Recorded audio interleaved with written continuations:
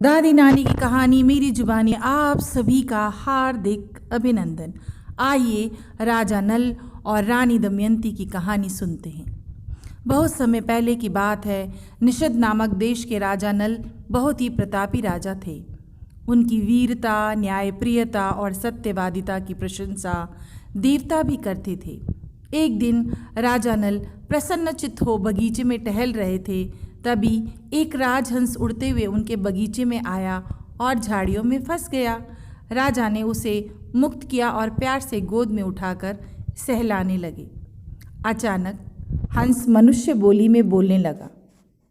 राजा आश्चर्य से उसे देखने लगे। तब उसने कहा, महाराज, मुझे जाने दें। मैं विश्व सुंदरी राजकुमारी दमयंती से आपके विवाह के लिए आग्रह करूँगा। राजा ने उसे मुस्कुराते हुए मुक्त कर दिया।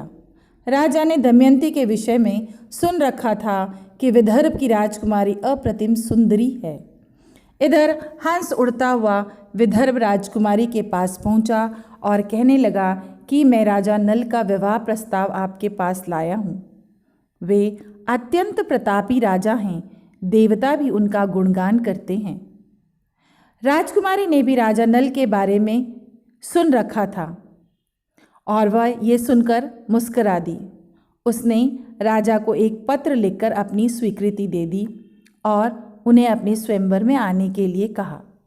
कुछ समय पश्चात विदर्भ नरेश ने दमयंती के स्वयंवर का आयोजन किया और सभी को न्योता भेजा।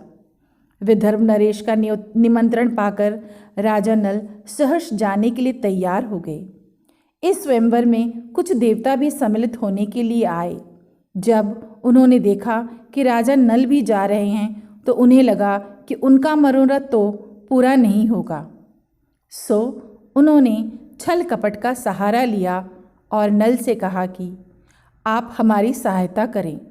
उन्होंने पूछा, कैसी सहायता देव? तो उन्होंने कहा, आप हमारा संदेशा दमयंती तक पहुंचा दें कि हम में से वह किसी एक को वर के रूप में चुन लें। राजा ने कहा कि मैं ऐसा कैसे कह सकता हूँ? मैं तो स्वयं रानी से विवाह करना चाहता हूँ। वैसे भी वहाँ तो कड़ा पहरा होगा। तब देवताओं ने कहा, हम अपनी शक्ति से आपको अदृश्य कर देंगे। सिर्फ राजकुमारी ही देख सकेंगी। देवता का वचन पूरा करने के लिए राजा नल राजकुमारी के पास पहुंच गए और सारी बात बता दी। राजकुमारी ने कहा, लेकिन राजन, मैं तो आपको अपना पति मान चुकी हूँ। मैं तो आपके गले में ही माला डालूंगी। राजा ने लौटकर ये वाली सारी बात भी देवताओं को बता दी। देवताओं ने मोह में छल से काम लिया और राजा नल का रूप धरकर सभा में पहुंच गए। जब राजकुमारी वरमाला लिए दरबार में पहुंची तो देखा कि 5 राजा नल बैठे हैं। एक बार को तो वह दुविधा में पड़ गई। फिर उसने मन ही मन ईश्वर को याद किया तो उसका सारा भ्रम दूर हो गया। 4 नल राजा की तो पलकें ही नहीं झपक रही थी। सिर्फ एक ही जो वास्तविक नल राजा थे उनकी पलकें झपक रही थी और उसने देखा कि देवताओं की छाया नहीं होती तो उनकी छाया नहीं है। उनके चरण भी धरती से उठे हुए थे।